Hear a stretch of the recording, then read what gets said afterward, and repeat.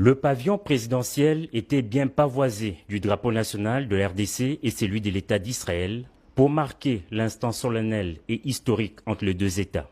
En signe d'honneur, le président de la République Félix Antoine Tshisekedi Tshilombo a fait le déplacement de l'aéroport pour accueillir son hôte de marque. Le cérémonial d'accueil était ponctué par l'exécution des hymnes nationaux des deux pays avant que le cortège ne prenne la direction de la cité de l'Union africaine.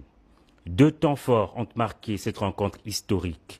Dans un premier temps, le président Félix Tshisekedi et son homologue Isaac Herzog ont eu un entretien en tête-à-tête de plus d'une demi-heure avant d'élargir la rencontre avec leurs collaborateurs respectifs. 40 ans après la visite de son prédécesseur et père, le président Isaac Herzog vient relancer la coopération. Il ressort des discussions le maintien de l'amitié entre Kinshasa et Tel Aviv, vieille de nombreuses années comme l'a signifié le président israélien lors du point de presse conjoint avec son homologue congolais. De son père, qui était le 6e président israélien, a rendu visite à ce pays il y a de cela 40 ans déjà.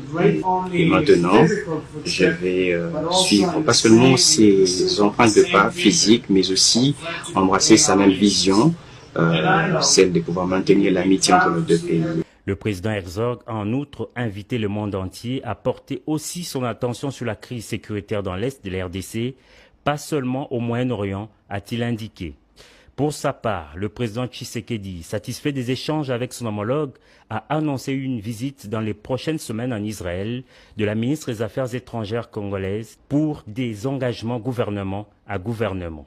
Je peux vous dire avec satisfaction d'ailleurs que les choses avancent très bien. Dans les semaines qui viendront, si tout se passe comme prévu, notre ministre des Affaires étrangères ira rendre visite à son homologue en Israël. Ça reste à fixer et à arranger.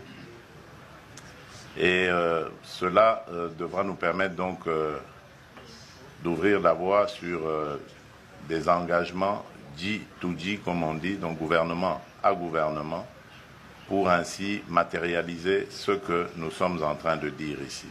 Un rapprochement clairement affiché, surtout que cette visite de travail intervient 24 heures après la réception par Kinshasa d'un nouvel ambassadeur extraordinaire et plénipotentiaire de l'État d'Israël en RDC.